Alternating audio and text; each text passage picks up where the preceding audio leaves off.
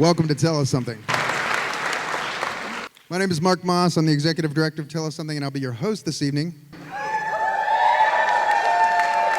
This presentation is being recorded by Missoula Community Access Television as part of a media assistance grant donated to Tell Us Something by MCAT.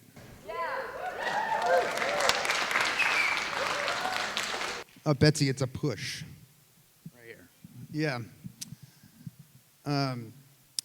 We gather on the ancestral lands of the Salish, Kootenai, and Pendlay peoples.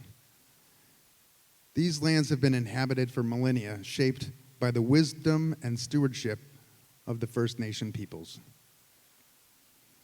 We acknowledge the historical and ongoing human trauma inflicted upon indigenous communities, including the forcible removal from their lands, the destruction of their cultures, and the systemic injustices that continue to persist. As we honor the indigenous people who have called this place home, let us commit to learning from their traditions and values. There are a couple of tangible ways to do this in the next few months here in Missoula. At the Missoula Public Library on Saturday, September 28th, you can check out the Bookmobile launch party in the parking lot at the library. Director Slavin Lee will share insights about the Bookmobile's role in bringing library services to every corner of our community. Local artist and descendant from the Crow tribe, Stella Nall, will be there to talk about her concept for the vehicle's exterior design, which she painted.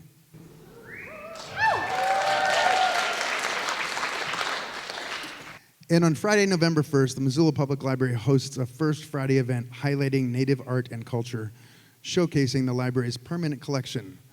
That event kicks off 4 weeks of programs celebrating Native American Heritage Month. A tool will be installed in the Harrison Children's Library. They will unveil an exhibit of the Salish Kootenai Seasonal Round that gives children a new interactive learning tool. They will also debut a new collection of indigenous books and materials. Stop by the library or visit MissoulaPublicLibrary.org to learn more.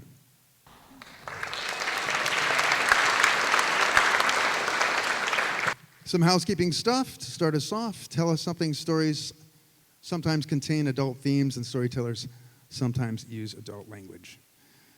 Thank you for choosing to join us this evening. I know that you have many options regarding how to spend your time and money, and I'm grateful that you have chosen to be here now.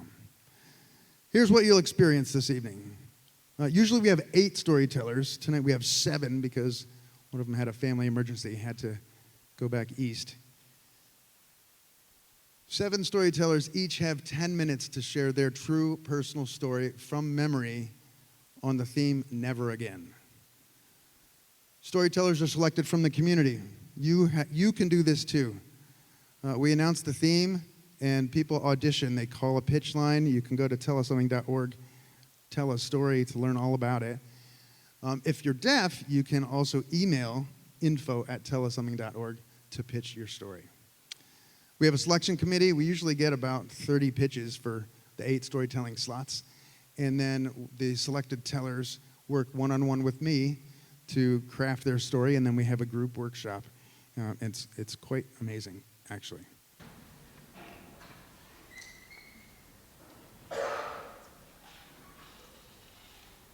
Oh, so people are going to ask me, like, I'm holding my hand like this a lot tonight.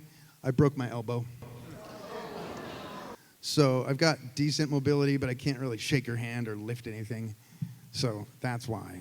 It's not because I don't want to touch you. I'll shake your hand like this. I figured I should just say that. Now, let's get grounded. We're going to take 3 deep breaths together. And on the 3rd breath, I want you to hum as long as you can. It sounds really cool. Ready? Deep breath.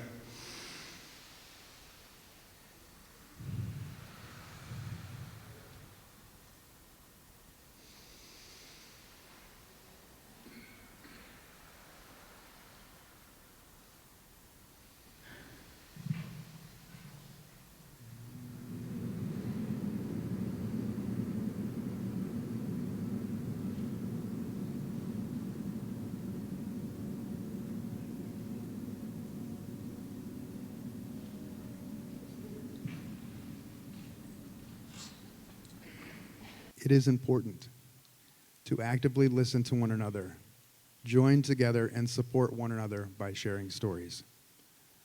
When we do this, we can better connect with our individual stories and with each other. This is your community. These are your stories. The stories you hear at each night at Tell Us Something are by and for members of your community. Our storytellers tonight have worked hard to bring you their stories. Let's agree to give them the respect that they deserve by actively listening to them. Please, I should do this too. Silence your phones and other mobile devices. You came to listen, let the listening begin. Thank you for your support of each other and of each other's stories. Tell Us Something believes that everyone has a story and everyone's story matters. Our first storyteller tonight is James Crosby. The oldest and tallest among dozens of first cousins, James Crosby oddly and infuriatingly found himself outmatched in many athletic events. Hand-eye coordination eventually caught up, but not before leaving behind scores of nicknames. Stone Hands, Butterfingers, Flood Pants. All apt descriptions of his athletic prowess and giraffe-like physique. Tonight you are invited to delight in his discomfort, because if you can't be good, you can at least be entertaining. Please welcome James Crosby.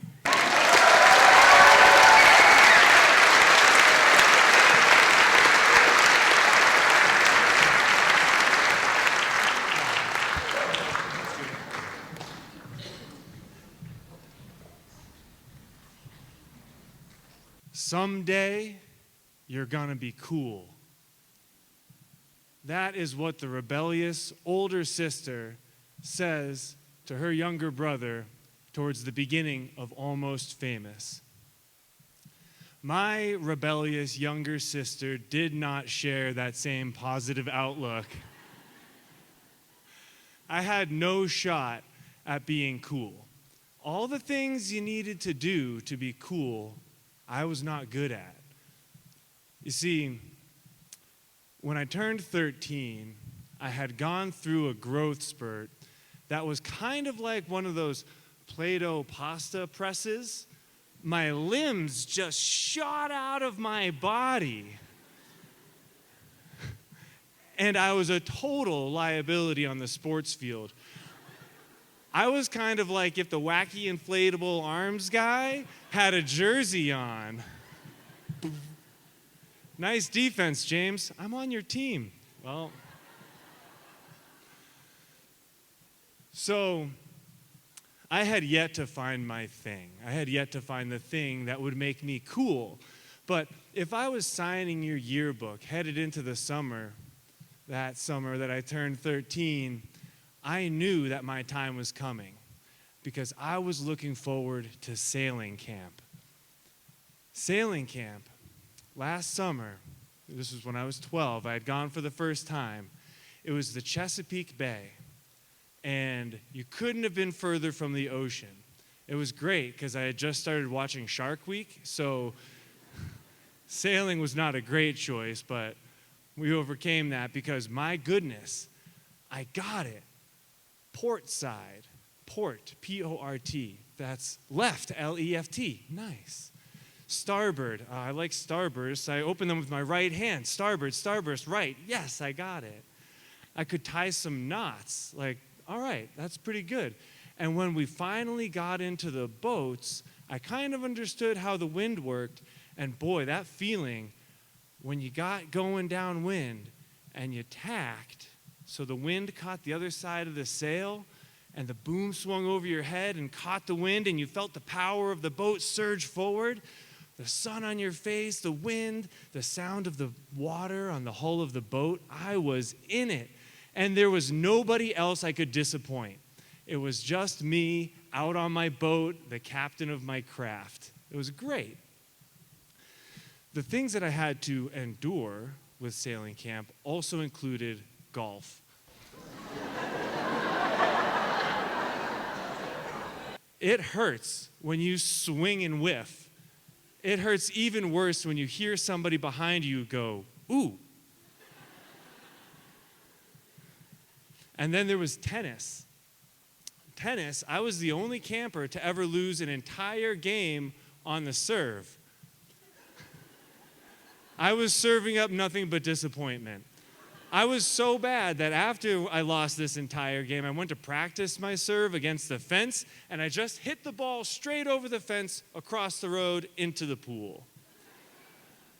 Nobody wanted me on my team. Nobody wanted me on their team. I didn't want to be on my team, let's be honest. So finally it came time to sail, and I was so excited. Except as a camper, I was there towards the end of the summer. So a lot of the other campers, they were there the whole summer. And this summer that I returned, I noticed that the people I had been sailing with last summer had moved on to bigger boats. Suddenly the people around me were a lot smaller.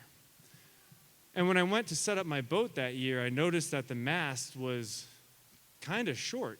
In fact, the whole gear was unusually easy to carry over. And when I finally set up my boat and shoved offshore out into the great wide open of the Chesapeake Bay, once again, this is far from the ocean, you could probably stand the whole time, but there I was, out on my boat. And when I went to tack, to turn the boat, when the boom was supposed to go over my head, this time it hit me right in the arm. And I wrestled the boom over my head and pushed it out to the other side, at which point the boat had turned back into the wind and the boom came right back, knocked me into the back corner of my craft, and I took on some water. Yikes. All right, so I'm bailing it out, and the boom's coming around, and I try to push it around, and I fall back, and I take on some more water, and before I know it, I hear the thing that still chills me to my soul. It's the recovery boat coming out to say, hey, are you okay? If you have to say, are you okay? I am not okay. And as they dragged me back to shore, waist deep in water, because I couldn't fit on the recovery boat while they held the sail, the look from my peers was mortifying. I did fail upwards, though. I became somebody else's problem. I was too big to sail, so they put me in the bigger boats. That didn't make me a better sailor. Now I just had two other people in the boat with me. Luckily, they were also bad at sailing. So I wasn't really letting them down. We were all figuring it out. Well, at the end of the week, it came time for the Gibson Island Regatta, and we had accomplished nothing. In fact, our boat was so bad that by the time we thankfully crossed the finish line, the other boats were already de-rigging up on the beach. But there were only 3 boats in the race that day, so we got a medal.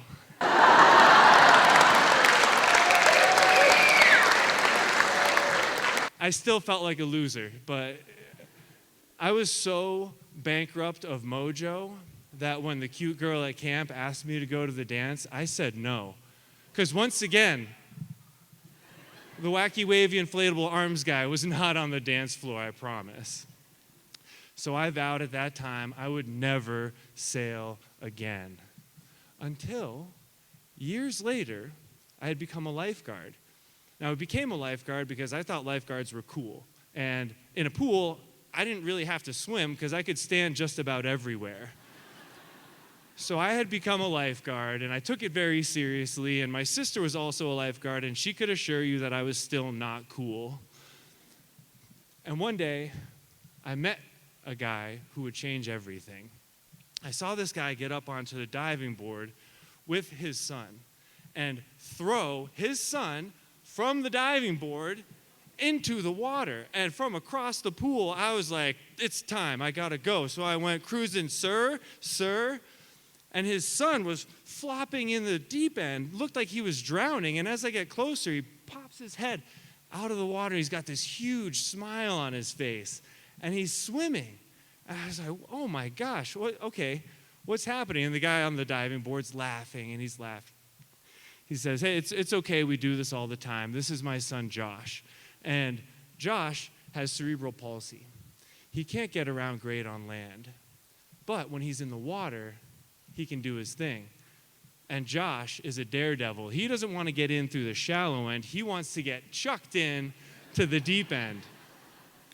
So it turns out Ross says, hey, we're looking for lifeguards. Are you looking for some extra time, some extra help? And I said, yeah, I think that could be cool. And he says, actually, it's a windsurfing program. Do you know how to sail? Well, Ross, I got third place in the Gibson Island Regatta.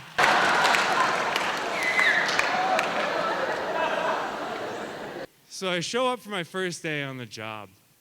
Meet the other instructors. They're all really cool. We're all getting along. And this camp is for kids with disabilities. And the whole thing is to get them out on the water, to get them to move in ways that they can't on land. And my job as a windsurf instructor is to use this adaptive windsurfer. It's 2 long, skinny windsurfers with a sheet of 4-foot by 8-foot plywood in between. It has 2 sails. The front sail is for the instructor to work the sail, catch the wind, and move us around. The back sail, a much smaller one, is for our athletes. Kids in wheelchairs, kids that can't move around. Sometimes the only thing they can move is one finger, and my job is to get that one finger on the boom so that they can feel the wind catch the sail. They can feel the boat surge across the water. They can hear the water on the hull. And if the wind moves the wrong direction, I'm there to block the boom. That was something I was super qualified at. So whatever it took for me to get to that point was something I was happy to endure, because the look on those kids' faces made it all worthwhile.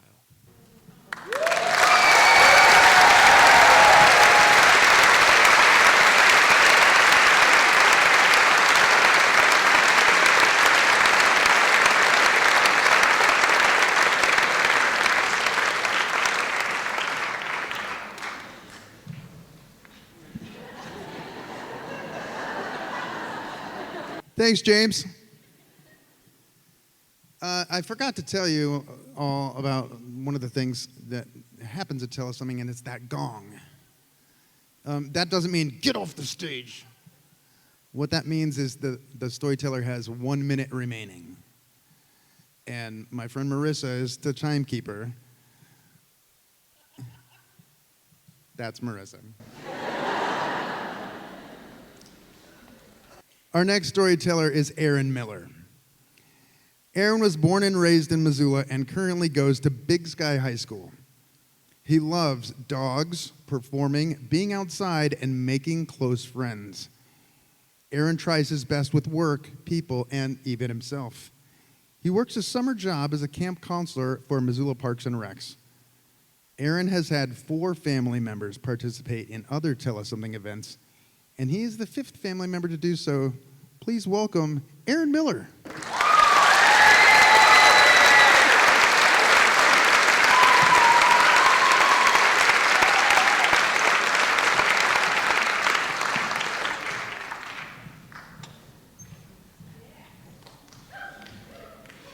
Sorry, I was laughing too hard from James's story. So I have less of a story and a little bit more of a statement. So, a lot of people think of mental disabilities, such as autism, ADHD, as bad. But I'm going to say they're not. And I'm not saying that because I have one of my own. I'm saying because it's true. And here's why. So when I was 4, Mom had just found out that I had autism, and she had absolutely no idea how to react. My brother was born 3 years before I was, and he does not have anything like autism or ADHD or even anything that he got later in life, like PTSD or anything like that. So Mom had no idea how to react. A couple weeks later, Mom got me into private speech therapy in order to improve some of my speaking, reading, and writing. And Mom was also told that I was not going to be able to read or write in my life when she first found out I had autism. So a couple weeks later, she signs me up for private speech therapy in order to improve my speaking, reading, and writing, because I was already doing it, but I sucked at it because I was 4 years old.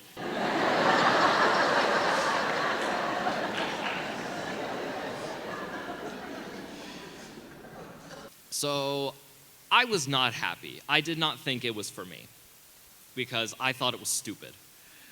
So I was not looking forward to the first day. So we first go in and we're brought into this really small waiting room. And to the left is a hallway that leads to a bunch of other people's offices. And then straight ahead is a hallway to the back of the building, which is like a playroom. So I get in, and after waiting a little bit, I get introduced to a mentor named Margaret. And she takes me and my mom over to her office down the left hallway. And then she starts asking Mom a couple questions. Mom starts asking Margaret a couple questions. And then she starts asking me a couple questions. And then at some point, she had Mom leave the room. This was when I was extremely uncomfortable.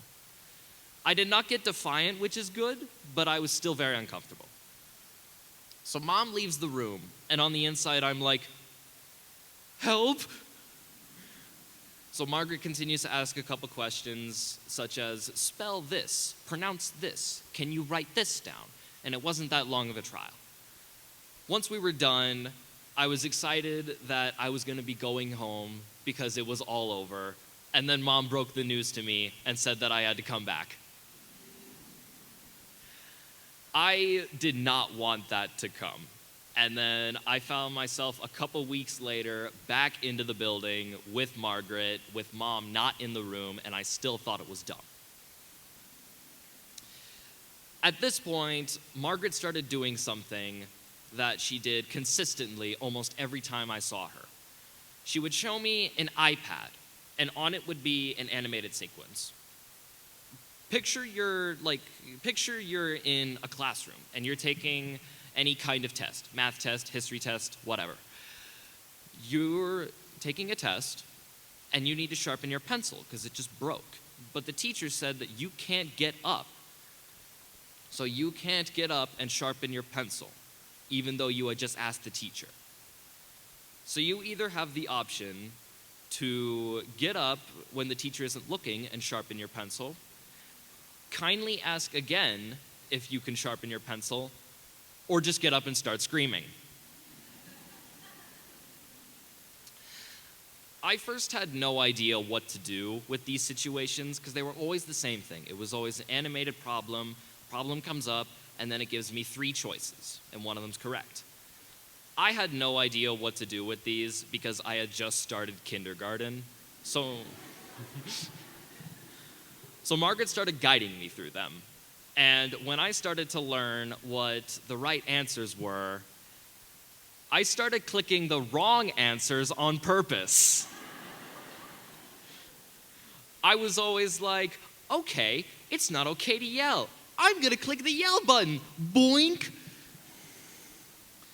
And Margaret always had to tell me that that was wrong and always had to tell me why that was. And then she started doing a sort of reward system. Every time I got one of them right, she would give me access to this Batman set that was in the corner of her room. It's like a Barbie doll house, but it's the Batcave, basically. So I would get one right, and then let's say she gives me like the Batman action figure. And then I get another one right, and she would give me, let's say, one of Batman's gadgets, and so on. And I started to enjoy it, and I actually started to learn. And Mom started to find me speaking, reading, and writing over time. Eventually, I started seeing someone else named Ed. And he worked a little differently. So something that he did most of the time was he would turn on his computer and he would open a Google Doc and then he would turn on the text-to-speech setting. And then what we would do is that we would have a normal conversation with each other, and then he would see how much I was talking and how well I was talking. My little kid brain exploded when I found out that it operated by my voice. He turned it on and I was immediately like, "Hi, my name's Aaron. How are you?" So we did that a couple times, and I started to have fun at speech therapy because I saw people like Ed, where we had fun on the computer. I saw people like Margaret, where I got to play with her Batman set and go through her iPad and stuff with those animated things, whatever you want to call them. And I also saw someone else named Alana, but the problem is that I saw her the least, so I don't remember what she did. But she's going to be important later, so keep her in mind. I'm not joking when I say that. So about 6 years later, I took a break from private speech therapy, and at this point, I had moved across town. My family had just met another family, and then we moved in, and now we're just one big happy family, as they call it in the Disney things. So we move in together. But in the process of moving, I had to switch schools. I went from Lolo to the other side of Missoula near the airport. So I had to go from Lolo School to Hellgate Elementary, and things got a little rough from there. 5th grade was my first year there, and kids would immediately start going up to me, and they would find out very quickly that I had autism. And when they did, they would avoid me. They avoided me, they would lie to get away from me, and I would even get home sometimes crying because I would always thought I had no friends or anything. But over time, I actually managed to find friends, and those friends even doubted me at first. So I still found friends, and everything was going okay. And then COVID came. Yeah, COVID sucked. So COVID came.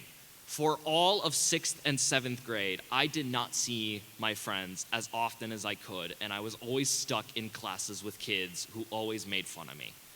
And the worst part was that's the key thing, is that they made fun of me. They did not just tease me. They would say they wish that I got COVID first, and that there were some kids who said that they wish I would even die from COVID. And it was not good. Again, I would get home crying. Thank you. I would get home crying. And the problem was that Mom could not do much because of the COVID policies. So I had to sit through this. But through it all, I never gave up. When I first moved across town, I started writing about my dreams and practice, and I was self-taught writing. I did homework, I did research, I've written essays and everything like that at school, and I've proved that I'm really capable.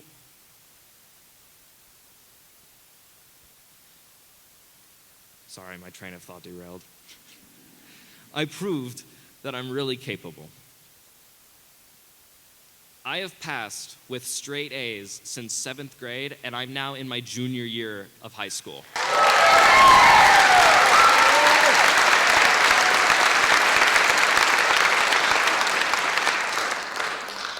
So ever since I got into high school, no one has doubted me. I first joined the theater department after hearing what my brother and sister always said because they did theater before me. So I did it, and everyone else was very similar. They had autism, ADHD, dyslexia, all of this stuff. So I fit in pretty well. And I was given a chance. I've had people come up to me and say, "Hey, do you want to be in this piece that I'm doing?" So I have passed with straight A's, and I've proved that I'm capable. And now I am the house and facility manager at Big Sky High School for the drama department, which is really important.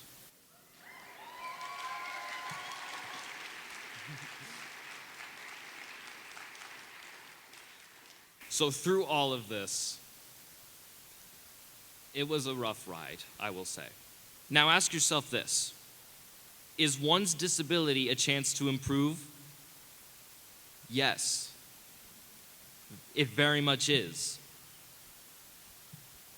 I have gone through so much, but never again will I let my disability change me in any way again.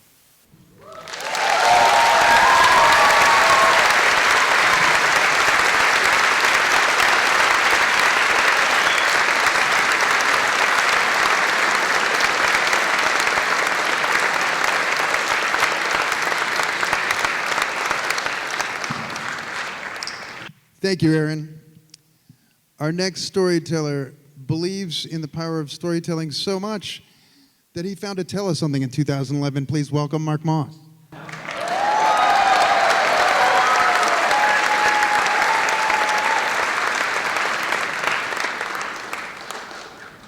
Go to your room. So I did. My 14-year-old self is stomping up the stairs, silently cursing my dad. Some perceived transgression of mine. Maybe I put the dishes in the dishwasher incorrectly. Maybe I forgot to put the vacuum cleaner away after I vacuumed the living room. I don't know. Anything could have set him off. I walked into my room and I punched play on the tape deck. Lights out tonight. Trouble in the heartland. Got a head-on collision. Smashing in my guts, man. Caught in a crossfire that I don't understand. But there's one thing I know for sure. I don't give a damn for the same old played out scenes, man. I don't give a damn for just the in-betweens. Honey, I want the heart, I want the soul, I want control right now.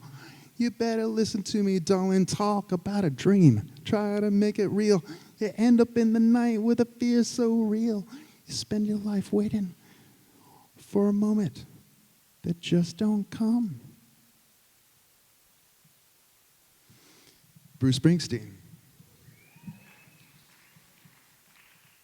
And Bruce Springsteen got me through that moment. He got me through lots of moments in my life. He got me through my first love. The only lover I'm ever gonna need is your soft, sweet little girl's tongue. He got me through loneliness. Like a river that don't know where it's flowing. I took a wrong turn and I just kept going. And so, loving somebody like that so much, somebody's music, you want to see him perform. And Bruce is a poet, he's a dreamer, but really he's a storyteller. And he puts on 3 to 4 hour shows. And I saw him from every tour from 1988 to 2005. Not every show, but I grew up in Cleveland, so it was easier than here.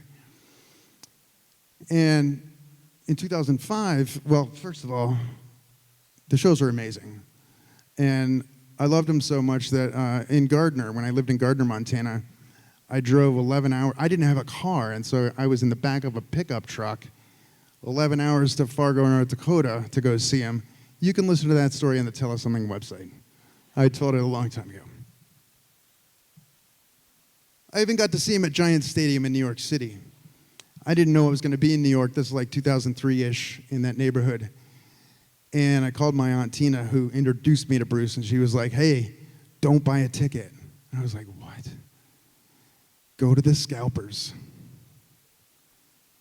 Okay, so I get on the train from Manhattan, and I go to Giant Stadium, and I walk into the parking lot, kicking rocks. I've got 20 bucks in my pocket, hoping for the best, and this guy walks up. He's like, do you need tickets? And I'm like, yeah. He goes, I go, how much are they? He goes, 30 bucks. I go, here's 10. And he's, because you need beer money. So he's like, I can't do it. I was like, okay. And I was like, turned to start walking away. And he's like, wait a minute. I can do it. So I give him 10 bucks. This reporter walks over to me. Hey, I'm from the New York Times. I'm doing a story on scalpers. No lie, you can go to the New York Times website and read, a photographer from Missoula, Montana, Mark Moss, had this to say. That's true.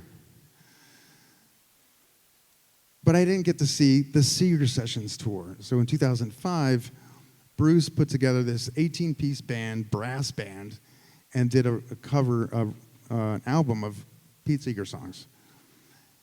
And Joyce got to see the show way before I knew Joyce. She was living in New Orleans right after Hurricane Katrina, and she was working at this restaurant right near the track where Jazz Fest happens. She got out of work and she just walked right in. So 2012, now we're married. She calls me at work, Mark, Bruce Springsteen and the E Street Band are headlining Jazz Fest this year. The Wrecking Ball album had just come out. I'm like, buy some plane tickets. We're going to New Orleans. So we go to New Orleans. We've got friends there. We're sitting at Louisa's by the track, eating red beans and rice. I ask her, did you buy tickets? She goes, no. It's Jazz Fest. Don't worry about it. I'm like, look, if we don't get into this show, we might get divorced. I mean, it's important. Yeah, I was exaggerating, but I mean, really.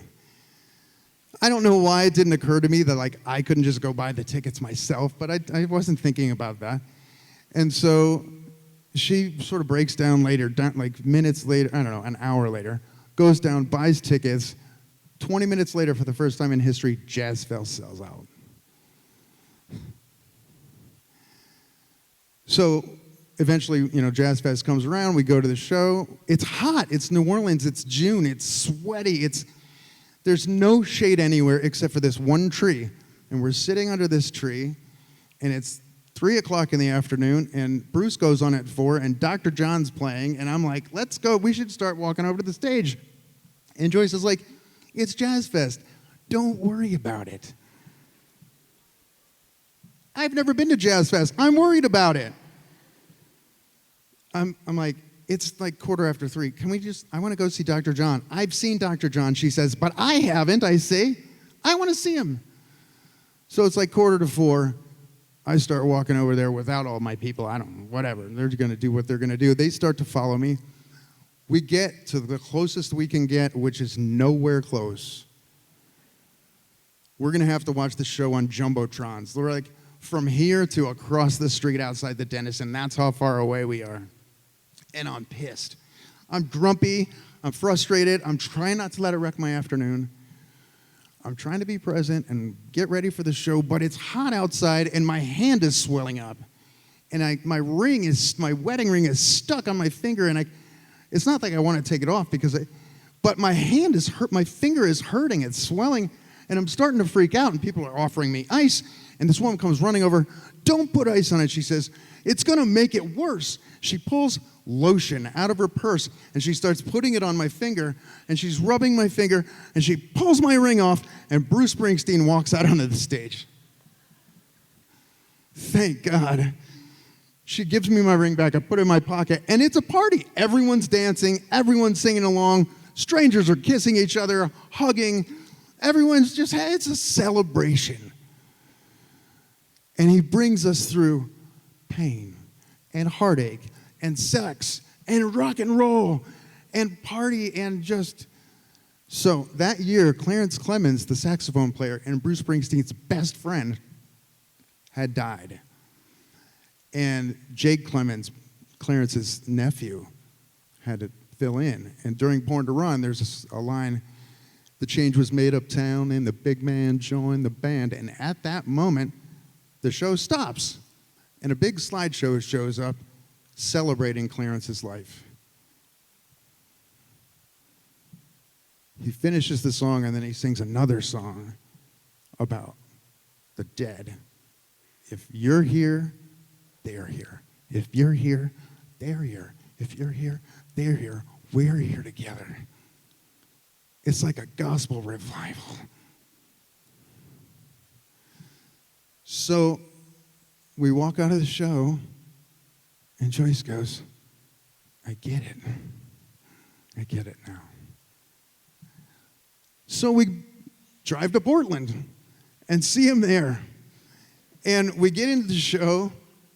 we're close this time. We're right up near the stage. And at that moment where the change was made up time and the big man joins the band, like, he stops the show again, except this time he has this long catwalk out into the audience.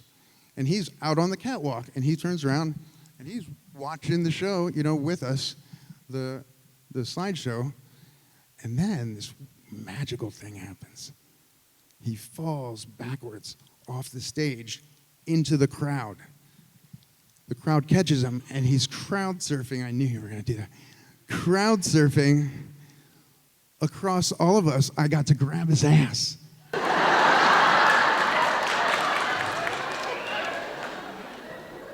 He gets back up onto the stage, and he's like patting himself down, like, did somebody steal my wallet? Ha. And he pulls out a phone out of his pocket, and he's surprised by it. Someone had shoved their phone into his pocket. And he takes a selfie, and he like throws it to the roadie. The roadie catches it, and he goes, hey, if that was your phone, go get it after the show. And I'm like, you don't get that on a CD. You don't get that streaming. You don't get that on an album. You don't get that even watching a video. That's real connection.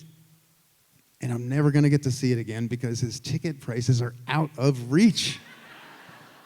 $200. And then add the plane fare because he's not coming here.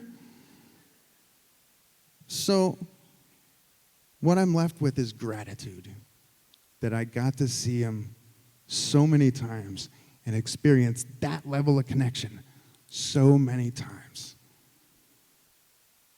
And one of the things that he says during the show is anybody alive out there tonight? You tell me.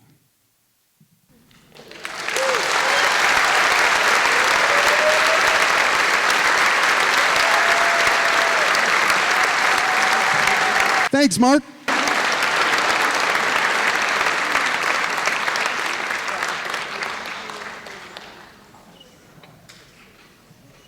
Karna Sunbeam has always been her own unique, uncharted path. Her curiosity and spiritual quest have taken her to places that most people would find bizarre, wondrous, or enlightening, depending on their personal life experience. The one word they would never use to describe Karna is boring. Karna's gift and curse is being fearless, which brings us to her story that she calls My Last Jump. Please welcome Karna Sunbeam.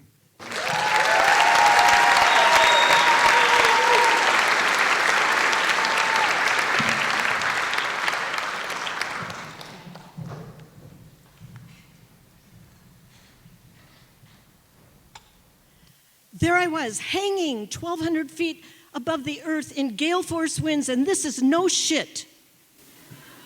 And that, my friends, is how a good skydiving story begins. It's true, I was dangling from a parachute in the middle of a storm, being swept up the valley towards Snowball Ski Area. The next day's Missoulian front page would read, 59-mile-an-hour winds wallop western Montana.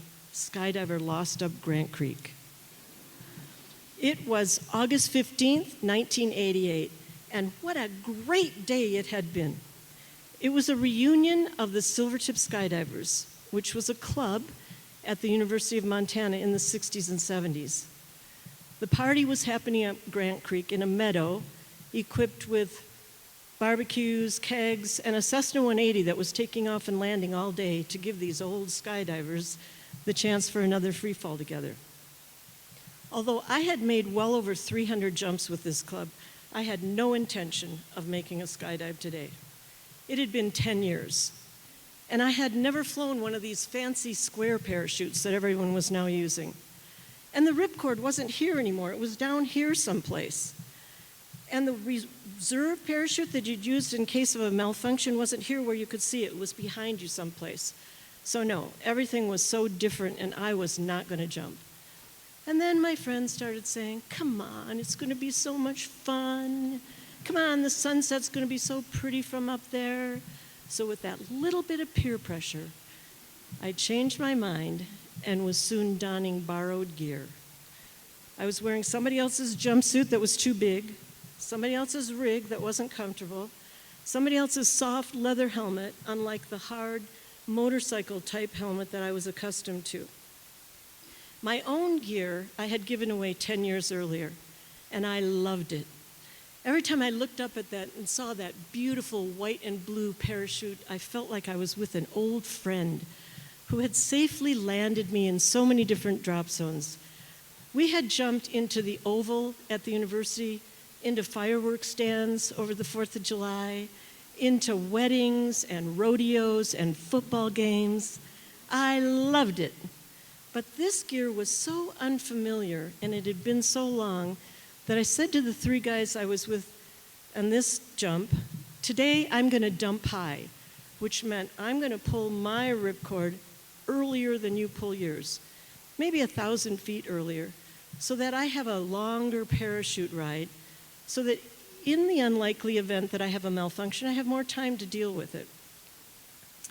So we were climbing into the plane, and my buddy Andy ran up with a hard helmet and said, "Wear this instead, it'll be safer." So I swapped the soft leather one off my head for the harder, safer helmet, and little did I know how grateful I would later be for this kind gesture.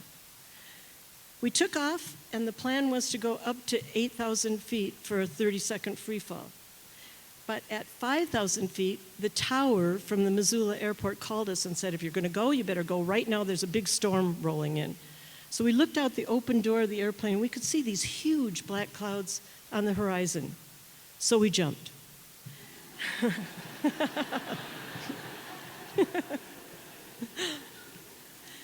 It was incredible to be in free fall again. I had forgotten how much I loved this. And we were doing relative work, which meant we were flying together, holding hands, making a circle that was falling through the sky. Epic. Our parachutes all opened successfully, and I was having so much fun flying this smaller, faster chute called a paraplane. I took the goggles off my eyes and clicked them on top of my helmet so I could feel the breeze in my face. I looked down and I could see the other 3 guys lower than me getting ready to make perfect landings in the meadow, and my approach was all set up. I was going to have a great landing as well, when suddenly I was moving backwards. Now, this parachute had 32 miles an hour forward speed, and I was being blown backwards. And then suddenly I was being buffeted around by this heavy, heavy winds. I looked down at the ground, I looked at my altimeter and saw I had gone up a couple hundred feet, which just doesn't happen with this kind of parachute. I realized that I was in the middle of this horrific storm, suspended from a few sheets of ripstop nylon. It's funny how there's not fear, how logic kicks in when you're making decisions that may possibly save your life. My first thought was maybe I'm caught in winds aloft, so I cranked a toggle, a steering line hard, to make the parachute spiral down fast to get out of such winds. But no, I was still being blown backwards. So my second thought was, where can I possibly land? In those days, at the base of Grant Creek, there were just a few neighborhoods, and then it was forest all the way up to Snowball. So I looked over my shoulder, and in the forest, I could see 3 homes with pretty big yards. And I thought, well, maybe I'll land in one of those yards. And then I thought, no, they're probably surrounded by electrical wires. I've never flown this parachute. It's just too dangerous. So way up there, I had seen a clearing closer to Snowball. And I decided to turn and run with the wind and see if I could make it to the clearing. Now, you know that my parachute had 32 miles an hour forward speed, and you know that the winds had been clocked at 59 miles an hour, so you can do the math. I was screaming up that valley. I didn't make it to the clearing. About 25 feet above treetop level, I turned back into the wind because it would be better to land going 30 miles an hour backwards than to downwind it forward at 90 miles an hour. Fortunately, I remembered the tree landing protocol I had learned when I trained with the Silvertip skydivers back in 1970. You cross your legs like this and your arms like this, because one of the many bad outcomes of this situation was that I could land on top of a dead lodgepole pine, skewered through some vulnerable body part, and bleed to death.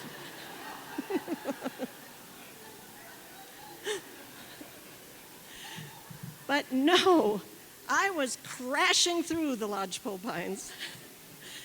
Branches, debris, twigs going everywhere, and I remember thinking, damn, I wish I was still wearing my goggles.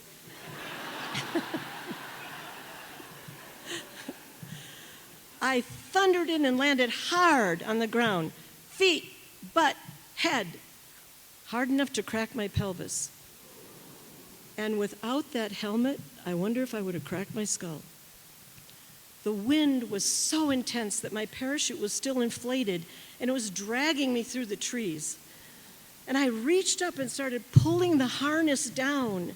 And then the harness is connected to the parachute by shroud lines, and I'm pulling the shroud lines down, trying to collapse the parachute. Finally, I got it deflated, and I scooted back and laid on top of it so it wouldn't reinflate. Eventually, the wind subsided. I tried to stand up, and that's when I knew my leg was broken. So there was nothing I could do but wait. As dusk approached, trying not to think of lions and wolves and bears, oh my. And with a little prayer in my heart that went something like, God, if you get me out of this one, I promise never again. Meanwhile, back at the party, that storm hit hard and fast, and shit was being blown all over the place. And my friends saw me being blown away. So they jumped into their vehicles and raced up the road to rescue me. Now, in one of those 3 homes I had seen from the air, a family was gathered out on their front porch watching this spectacular storm, and they saw me fly by. And then a little bit later, they saw my friends drive by. So they started shouting, he went that way. Lucky me, at least they would be looking on the correct side of the road. It was probably over an hour before they found me, and all I can say is thank God for shock. And when they did find me, they showed me this big branch that I had apparently broken off a tree, which had apparently broken my leg.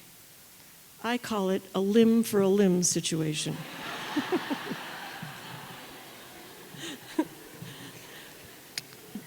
The firemen carried me out of the forest and drove me to the emergency room at St. Pat's Hospital.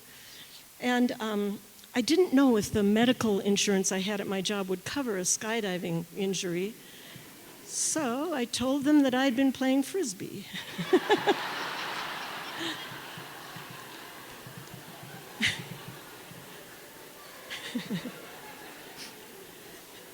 And ran into a bench.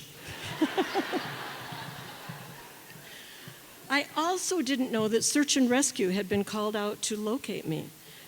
So you can imagine my surprise when this burly sheriff's deputy comes walking into the exam room. So, broke your leg, she said. Mm-hmm, I nodded. And you were up Grant Creek, were you? Mm-hmm, I said. And you were playing Frisbee, were you? Mm-hmm. And you ran into a bench, did you? Mm-hmm. Low-flying bench, she asked. And that's no shit.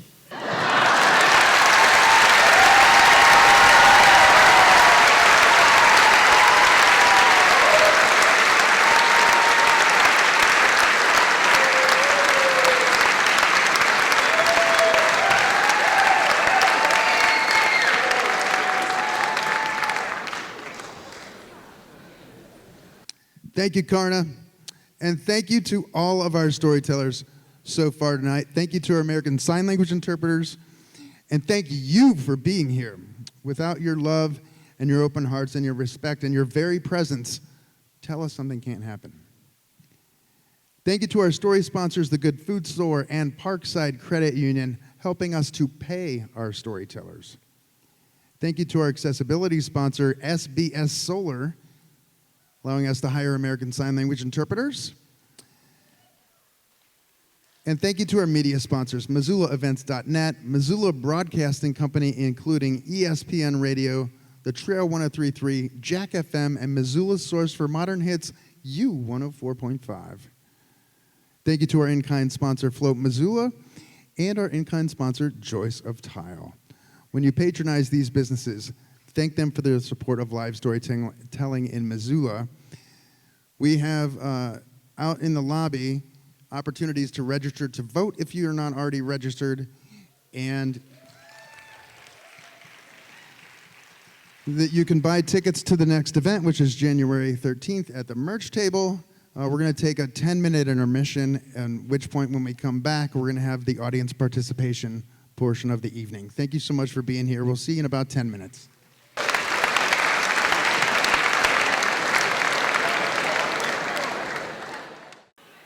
Welcome back, y'all.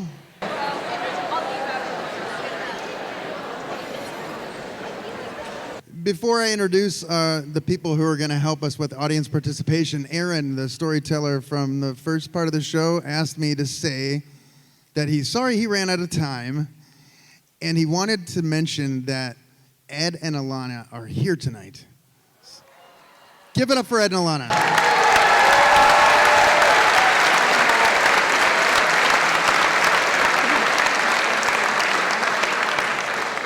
Thanks so much for being here. I'm going to hand it over for 5 minutes or so to Lauren Champa and Ren Parker, who are going to read from the stories that you anonymously submitted. So these are happening nearly in real time. Please welcome Ren and Lauren.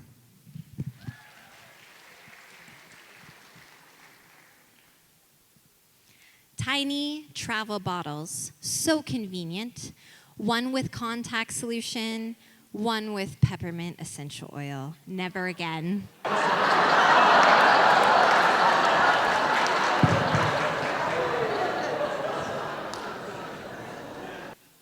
Our home phone number was 1 digit off from the local retirement home. We got many calls asking for old friends and relatives who lived not with us. After months of exchanging pleasantries with these sweet, though confused, elderly locals, we asked the phone company for a new number. No trouble. The new number was actually an old fax number. We would get a call at all hours, say hello, and hear the screeching of a fax machine located in a distance office. Remember those? After a few weeks, we asked again for a new number. No trouble. A new number was mispublished in the local phone book. Remember those? As the local Target store. We got numerous calls inquiring about our inventory, especially during the lead up to the holidays. We dedicated to end our relationship with our landline, knowing that we would never again ask for a new phone number.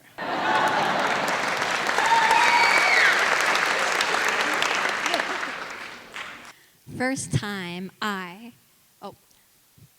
remember the first time I, a woman, accidentally mentioned my girlfriend in front of an entire class of students.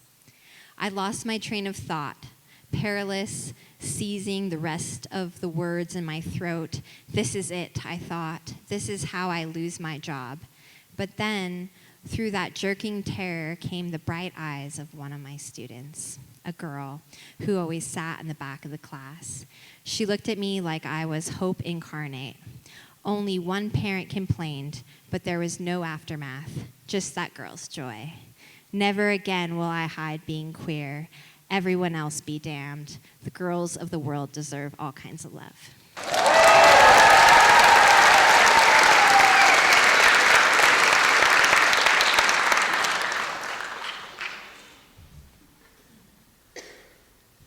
Never again. Vote Republican. Listen when someone tells me I am not enough. Care when someone says I am too much.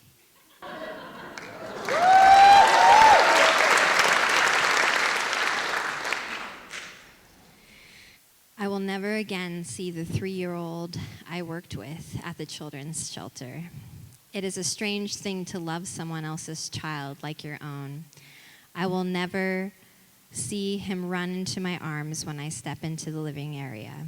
I will never again get to play our favorite game, Boom Boom Walk, where I told him and pretend to walk around like Godzilla, sound effects, all over our favorite movie.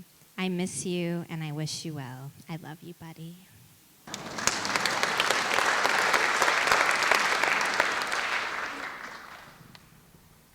I'm driving home from Portland and I have to pee.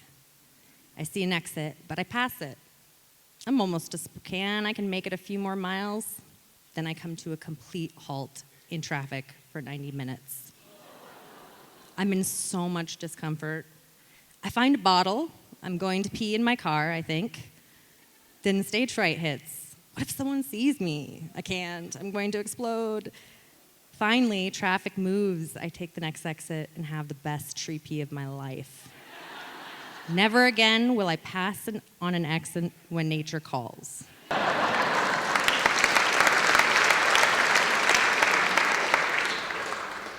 Never again will I watch a YouTube video on DIY toilet repairs. They really do shoot water straight into the air like the cartoons. Water effing everywhere.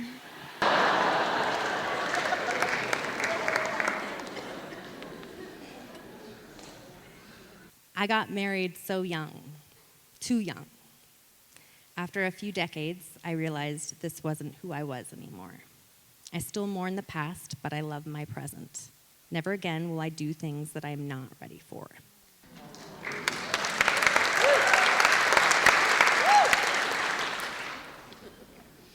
Eating 1 to 3 entire Dixon melons in one sitting. Although delicious, the explosive diarrhea that ensued will make me realize I'll never again do that.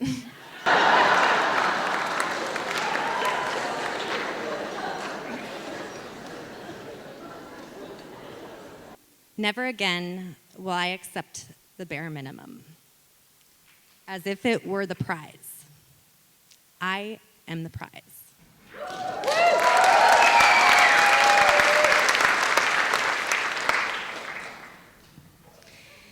Waking up groggy in a comfy hospital room with my dad relaxing on one side of me and my sister on the other was the worst day of my life. There was a black and white movie playing in the corner and I was staring out. "What the F is this?" I said plainly. My dad said, I don't know, and then started to look up at the phone like I really cared to know. Apparently it was a 1930s Cleopatra movie and I asked it to turn off. This was the 13th day past my car accident, yet all I remember was driving through the snow. This was the first day of inpatient rehab after having a stroke due to the impact. This was the day I had to be told for the 30th time I would never again see my partner. The winter had taken him from me. Suddenly, it had left me near paralyzed. Never will I see him again. Thank you, Ren and Lauren. Thank you for everyone who submitted a story. I'm so curious, Ren, if the F word was spelled out. It wasn't. Okay, I asked because Ren is the general manager at KFGM, and I thought maybe she was using her radio voice. KFGM, community radio, y'all. So thank you all for being here. Thank you so much for listening. Where did I put my notes? Oh, here they are. Oh, and I also realized I'm not clapping tonight when I want to because my broken elbow, I don't want to further injure it. I go back on Monday for a checkup, so hopefully all is well.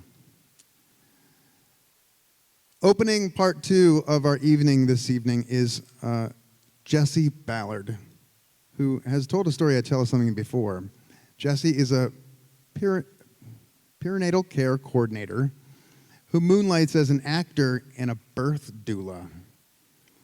She lives in Missoula with her husband, 2 kids, and 2 cats. Please welcome Jessie Ballard.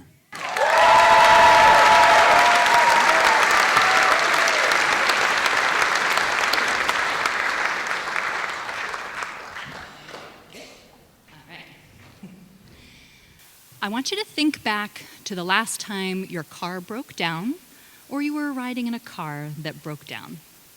Think through the steps involved to being rescued. I imagine it was a stressful situation, but probably pretty simple to get rescued. A phone call to AAA, wave down a passerby, call a buddy, and maybe within a few hours you were safely back at home, or in a safe place at least. Now I want to take you back in time to late 1980s in a remote area of northern Kenya. Myself, I'm around 8 years old. My younger brother's around 6. We're with my parents, and we had just finished visiting family in a remote area of northern Kenya. We were living in Nairobi, the capital city at the time. We'd finished our visit, we'd packed up our double cab white Nissan, and we were well on our way back to Nairobi. We happened to, hours after our travel, we ended up in this area, part of our travel, called the Chalbi Desert. Chalbi is the Gabra word, Gabra being one of the groups of people that lives in the area, for dry and salty. So I just want you to imagine dry and salty for miles and miles around you. Well, I've set up how remote it is, but here we are driving along, and another car happens to come by us, and they stop, and it's Mr. and Mrs. Anderson, family friends. Wow, what are the odds of that? So my parents strike up a conversation. I think my brother and I are just playing in the back seat, and then they wave, and off the Andersons go. My dad goes to restart the car. Nothing happens. We all jump out of the car and start waving at the Andersons, who by this point are miles down the road in a dust cloud of dry and salty. Well, that didn't work. My dad tried valiantly to get the car started, but it wasn't going to happen. So he makes the decision. He's going to be the hero dad and is going to embark out on his own and find help. My mother, sitting in a pickup truck with an 8-year-old and a 6-year-old, said, "Nuh-uh, we are all coming with you." So we gathered the supplies, the few supplies we had, which included a jerry can. For those of you not familiar with that phrase, it's kind of a big plastic or metal container that's often in the back of a car on safari with extra gas, or in our case, with extra water. So my mom grabs the jerry can, and we start our walk through the Chalbi Desert. At first, my brother and I think this is great. We're skipping, we're throwing rocks, we're having a grand old time. What an adventure we're on. Eventually, the charm starts to wear off. It's made extra irritating by my mother banging on the now empty jerry can. Boom, boom, boom, boom, over and over and over and over. "Mom, stop that, that's annoying." I pause here to have you think of walking a Montana trail where you might encounter something like a bear. What is it that you do when you're on a trail where you might encounter a bear? You make noise, right? You've got your bear bells, you're ready with your bear spray. My mother knew that we might encounter lions or some other wildlife, and the boom, boom, boom was out of protection for us. But of course, I was childlike, blissfully ignorant to that, and just annoyed at the incessant bang, bang, bang. So we're walking and walking and walking, and eventually the sun starts to go down, and we are exhausted, so tired. My dad managed to grab some thorn branches and build an enclosure for us to rest in. I doubt my dad and my mom were doing much resting, but I was so tired and I felt so safe in that enclosure that I conked out. I fell fast asleep. Even though I was only 8, I have this distinct memory of feeling like I was back in my childhood bedroom, even though I was in the middle of the desert in a thorn bush enclosure. I could distinctly thought about the dollhouse in the corner, the horse mural on the wall. And so when I started to wake up from that nighttime nap, I was really surprised to look around and see thorn branches instead of that childhood bedroom wall. So as I was waking up, I start to hear this sound of cowbells in the distance. Ding, ding, ding. So we're all listening, and we know that if there's cowbells, there's humans, there's civilization. So we get up and we follow the sound of the cowbells. And that leads us to this now abandoned old tented camp. But it wasn't totally abandoned. There was a caretaker there watching over the property. And he welcomed us in. He pulled out some cots for us to lay on.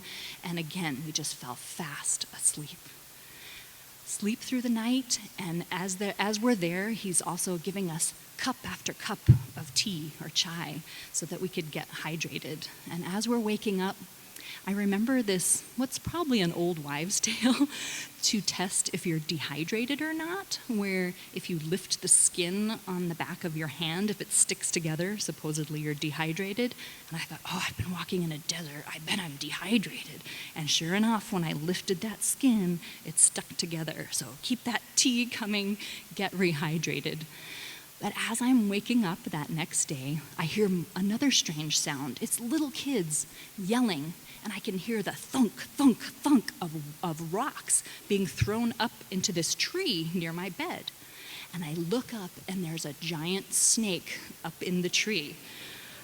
I was pretty scared, but these kids just kept at it and kept chucking the rocks, and eventually that snake slithered away. So big sigh of relief there. So now we had to figure out how in the world we were going to get home. Well, this old camp happened to have an old ham radio. The problem was it had a dead battery.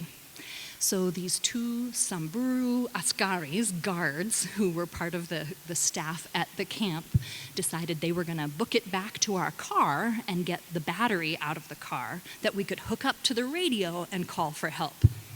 They did that trip so quick. For my brother and I, it felt like hundreds and hundreds of miles, but they were back real fast. So we hooked up the radio, and my dad gets on there, and we hear this crackling over the radio, and another familiar voice. It's our neighbor from back in Nairobi, placing the order for her tented camp, a dozen eggs and a bag of flour. What are the odds that it would be Mrs. Cotter on the radio? But eventually, my dad got through to friends who were wonderful and volunteered to drive up and help get the car and get my dad and the family back home. Well, my parents decided that another long drive was not the best thing for antsy little me and my brother. So they managed to make a connection with a local pilot who had a little Cessna plane, likely something like in our story earlier. And he flew into this remote area, no landing strip, just a bumpy road, a bumpy field that he landed in. And myself and my brother and my mom loaded into this tiny little plane, which for me was so exciting. We were gonna fly in this cool little plane and get home. My brother was prone to car sickness, which also translates to air sickness. So he's in that plane just trying to hold it together, and my mom's doing her best to distract him from wanting to vomit by pointing out things that were flying by. So we're flying along, and my mom sees this waterfall in the distance. Look, Ben, look at that cool waterfall.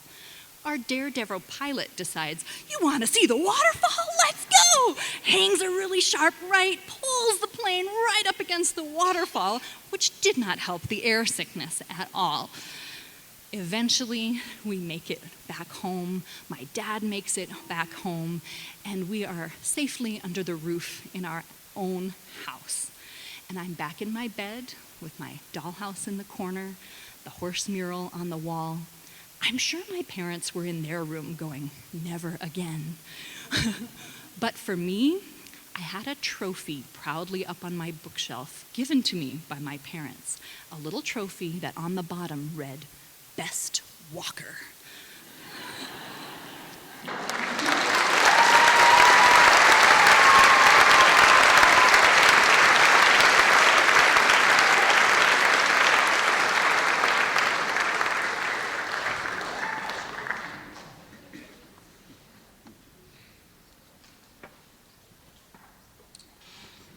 We're way off center. Thank you, Jesse. Betsy Funk lives in the Flathead Valley where, surrounded by mountains, she raised her family. She believes stories are the result of the mischief, wonder, and magic of life, and of a willingness to be a witness to all of it. Please welcome Betsy Funk.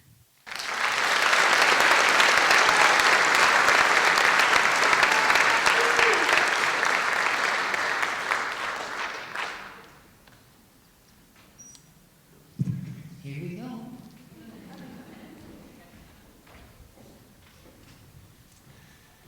I'm from Glacier Country.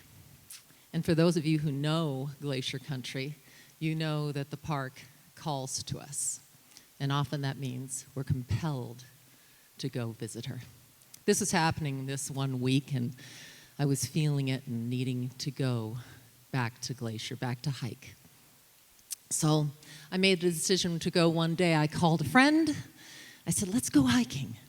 She said, yeah, I'm up for it. Let's go. I said, we'll have to start early because we want to get back in time. She had a baby, and we wanted to make sure the baby got back in time to get some rest. And she says, yeah, no problem. I got this. And so I went and picked her up. We loaded up the baby backpack, the snacks, all the accoutrement of going to Glacier. Of course, we brought our layers and our bear spray, and headed up to Glacier to our favorite hike. Now, my friend is my daughter. And she has her son, and she's excited about going on this hike because she's been doing this with me since I was carrying her in a backpack up the hike. She did it with me when she was a teenager and says, I will go no farther. And she also did it with me and kicked my ass up the switchbacks. So we know it's her favorite. She has a real passion for this part of the park, as do I. So we get to the trailhead. It's about 8 in the morning. We decide we're going to start early. This particular trail takes, on a slow day, about 6 hours to do. It's not extraordinarily hard, but it is touted as one of the most beautiful hikes in the park. So as we're unloading her son, and I'm unloading her, and we're getting things ready to go, I look over at her and I say, Kels, how you doing? She said, I'm good, Mom. I said, so you're sure about this? She says, Mom, I got this. I said, great. Okay, you're sure of it? Let's go. So the trail drops off the going to the Sun Road, and it goes for about a mile into this subalpine forest. And as you step on that trail, the sounds of the road drop away, and you're surrounded by the moistness of bare grass and ferns, a soft foot underneath, and it gradually hikes uphill into these beautiful mountains that compelled us to go and call us. So as we're hiking, I'm realizing this is taking Kelsey a little longer than I thought it would. Now, she's carrying her son, and that's okay. So I turn around and I say, you sure you're up for this? She says, oh, I got this, Mom. So I'm fine. About, I don't know, I want to make a guess, but a mile to a mile and a half in on the trail, it's becoming pretty apparent to me that this is going to be a long day.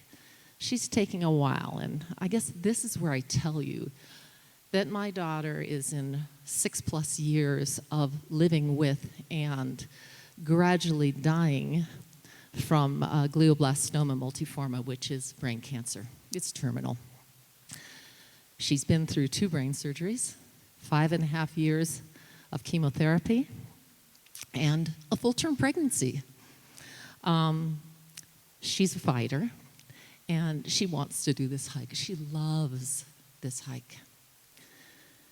But when you look at her, you realize that cancer, it doesn't take you all at once. Cancer takes you bit by bit, one piece at a time. And I've been watching for over 6 years my daughter die in front of my eyes, one piece at a time. So we're hiking along the trail, and I'm starting to be concerned. It's taking her a while. She's gained a lot of weight with all the treatment. She's slow. She's tired. And I ask her, Kels, we can stop at the Y. It's okay. We've been here. It's wonderful. She says, no, Mom, I got this. So we get to the Y, where she knows the next thing she's going to see are these glorious meadows filled with arnica and Indian paintbrush, mountain aster. And she has a degree in horticulture, so she's jazzed. She wants to see this. So we get to the Y, and I say, okay, we got a choice. We could stop here, go back, have our lunch. It's great. We've seen wonderful things. We can go on up to Pigan, or we could head over Sai Pass. And she says, Mom, Sai Pass. That's the only option. I got this. So we head up. The meadows are there. They're up to our knees in color and riotous glory. It's a misty day, so we aren't hot. It's cool. And the mist has made the flowers scream at us. It's glorious. And I'm hiking with my daughter. So from there, we open up and we go through some beautiful waterfalls and creeks, and we get to the switchbacks. Now, these switchbacks are no fake-o. They're real switchbacks. They go, and then there's the false summit, and then you go some more. At this point, we've been on the trail twice as long as it would take anybody else to be on the trail. I said it was a misty day, so there were very few people on the trail, and those people had long since passed us. Where I thought we'd be done at about 2 in the afternoon, it was becoming pretty apparent that we might be down after dark. We go to start the switchbacks, and it's even more apparent that Kelsey is weakening. She's struggling. About every 10 meters, she has to stop. Let's feed the baby, Mom. Let's take a rest. Kelsey, we can go back anytime. I got this, Mom. It's okay. I got this. On these switchbacks, she finally allowed me to take the baby. I carried him on my back. Now, you're wondering, what's he doing? Well, he was just hanging out. He was cool. He was wrapped up all snuggly warm, and I just kept handing food back there. He was good. So we're hiking up the switchbacks, waiting for Kels, checking in. How you doing? I'm okay, I got it, Mom. Take the next switchback. How you doing? Mom, I've got this. We eventually make it to the top. Along our way, we'd pick up a couple of heart stones, and as is tradition in my family, we put the heart stones on this enormous cairn that stands at the top of the pass. And we put them there to honor those who have come before us and to guide those who come after us. And we hold each other and we celebrate and we embrace and we feed the baby more food. And then I ask her, Kels, if we go back, it's shorter. We know where we've been and we're okay. It's an extra mile, mile and a half to go down the other side. Mom, I didn't come here to quit. I've got this. So I take a deep breath. I say, I'll take the baby. She goes, oh, my baby. I said, okay. She was a stubborn one. So she carried the baby. As we drop down this trail, if you've never been there, you walk through hanging gardens of monkey flowers and orchids, all screaming in riotous color in the high alpine, saying, come have sex with me, please. They're beautiful. And she's relishing in it. She's in rapture. She's loving this. At the same time, her legs are shaking. She's worn through one pair of leggings because she's large and her legs have chafed. She's bleeding. I give her another pair of leggings. She's begun to wear through them. She falls. She breaks her poles. I ask if I can take Otto. She says, nope, I got this, Mom. So we continue down, shaky, knowing it's getting late. There's nobody on the trail at this point. The clouds are settling. It's getting scary. And it's bear 30. If anybody knows what bear 30 is, well, basically, the rule is stay 100 yards away from a bear, right? Well, I have someone with me who's having trouble walking on the trail. And when we see the full-size grizzly bear 10 feet off the trail, and I ask her, can you bushwhack? She says, Mom, I don't think I can. I don't think I can hold myself up. We gotta walk on the trail. I take a breath and I say, okay.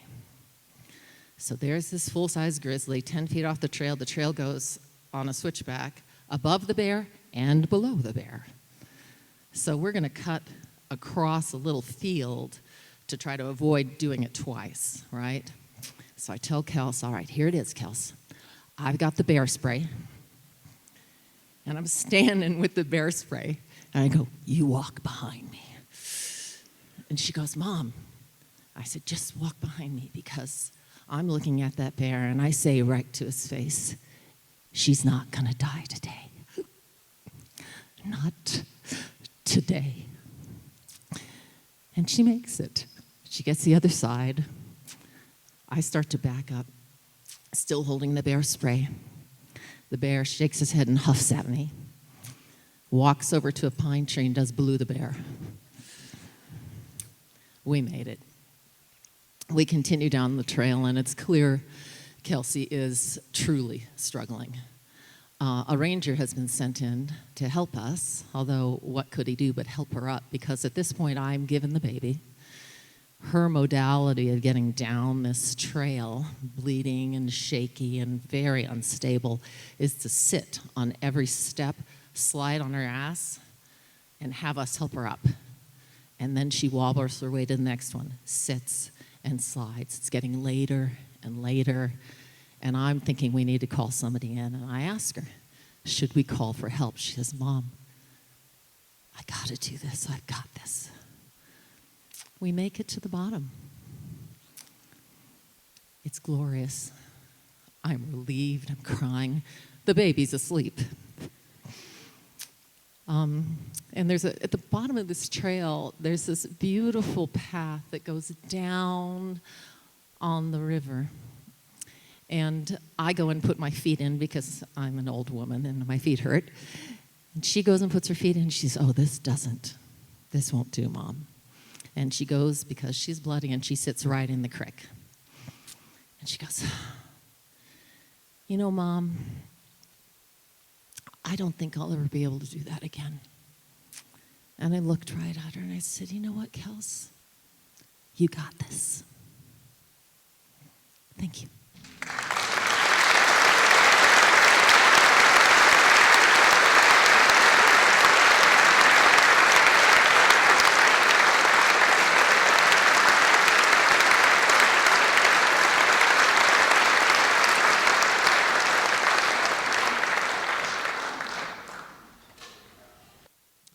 Thank you, Betsy. Closing out the evening, Sydney Lang. Sydney grew up in Olympia, Washington, and has been living in Missoula, Montana, on and off for the past 7 years. She attended the University of Montana, where she studied communication and climate change. She spends much of her time climbing big rocks and zooming through the trees on her bike. She has been working in the outdoor education world for many years, both in Montana and Colorado. There's a good chance she's coached your kid in biking, subbed in their classroom, or taught them a thing or two about Nordic skiing. Sid loves to eat bubblegum ice cream, practice slackline by the river, play on local trails, and cook dinner with friends. Please welcome Sid Lang.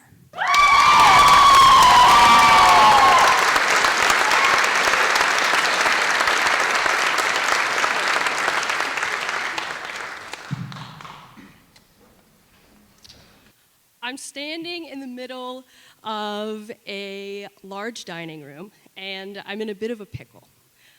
The problem is there is a cute girl sitting in the corner.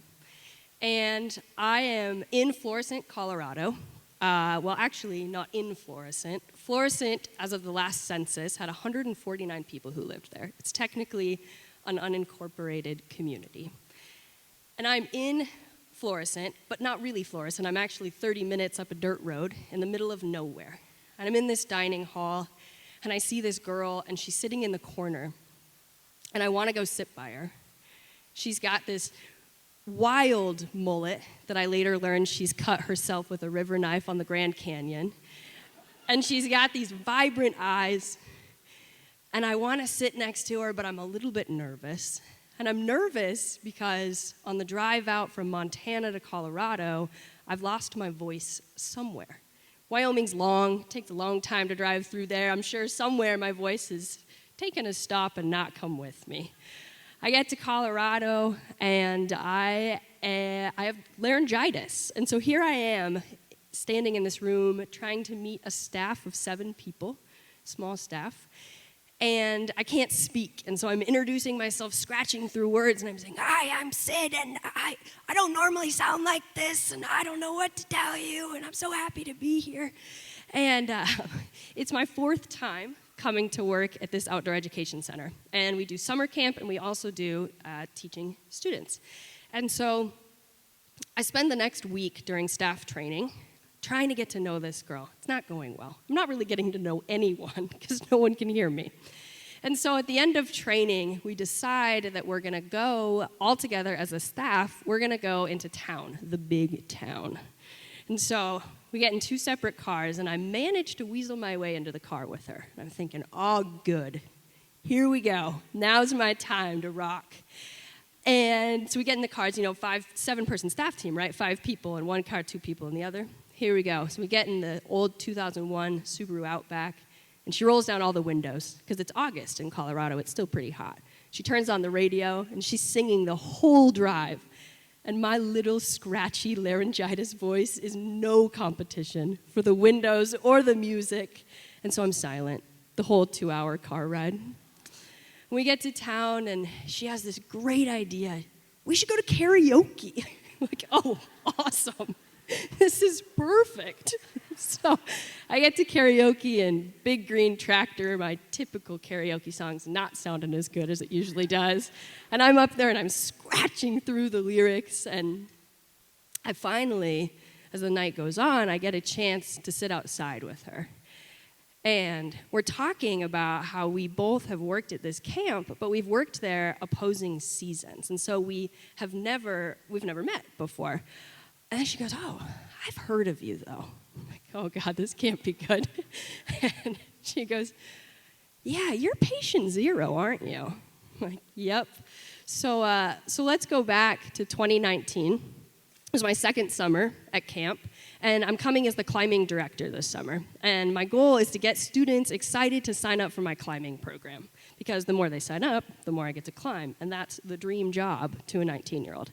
And so here I am, I'm dressed in front of all of the kids. It's 150 kids. They're sitting in an outdoor auditorium, and I'm putting on an opening night performance. And it's this zany, wild experience, and I'm dressed head to toe in a giraffe costume.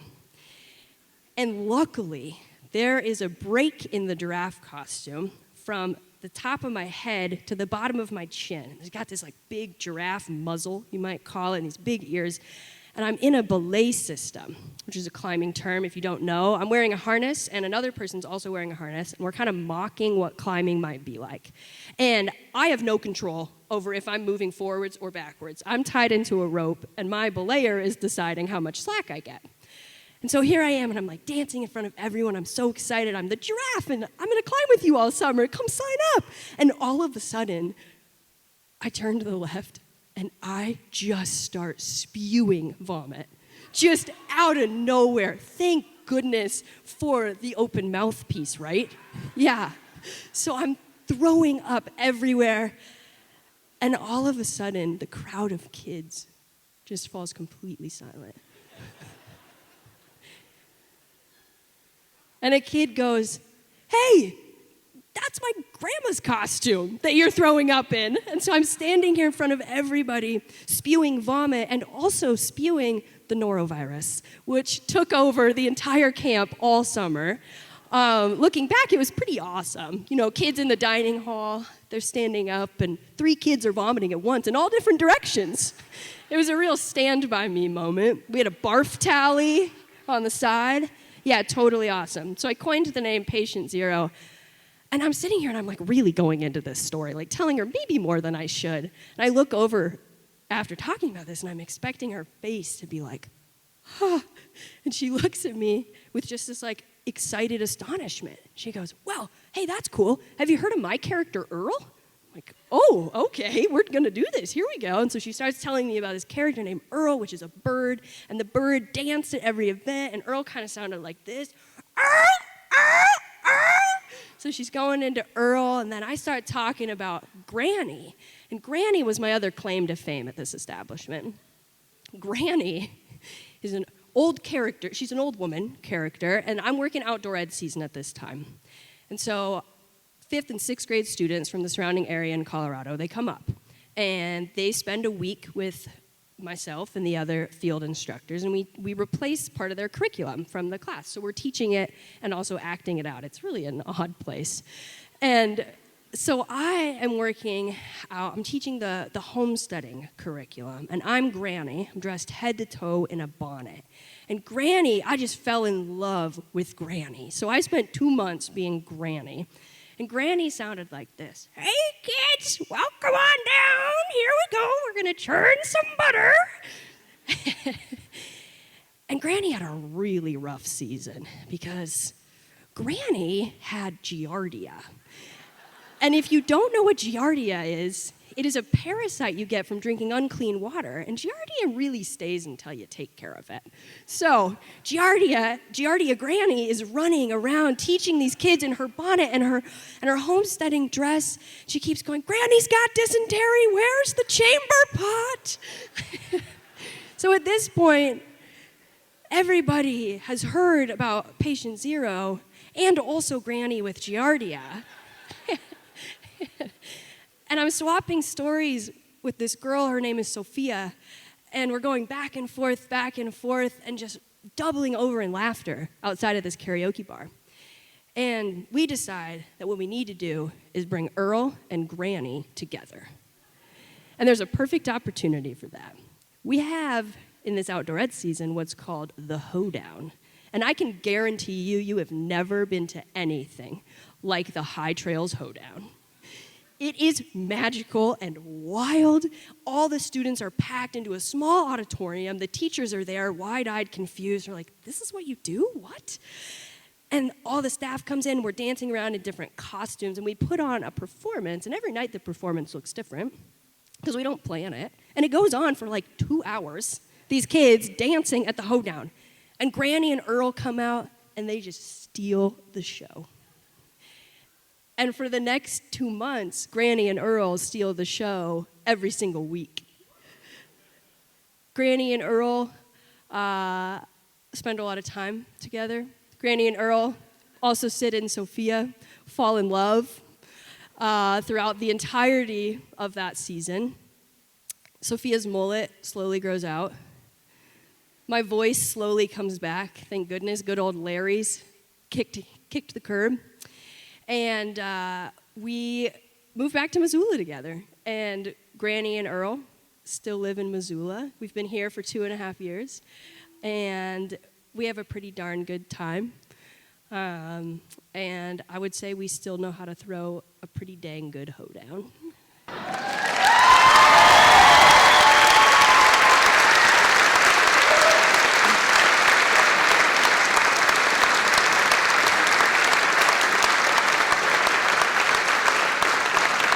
Thank you, Sid.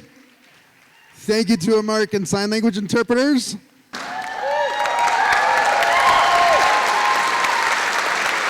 Thank you to our story sponsors, the Good Food Store and Parkside Credit Union, our accessibility sponsor, SBS Solar, and Joyce of Tile. Thank you most of all to our storytellers. James Crosby, Aaron Miller,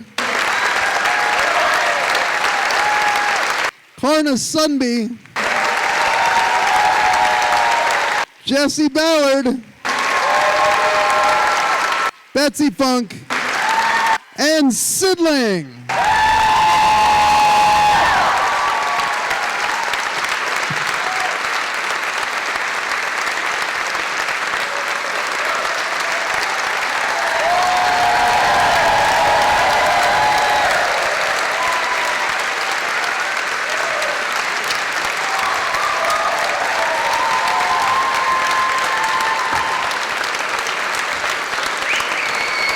Thank you all so much for being here tonight. Thanks again to our storytellers. Come back and see us in January. Pitch your story for Hold My Beer. Go to tellussomething.org to find out how to do that. Have a safe travels home. Have a great night. Thank you so much.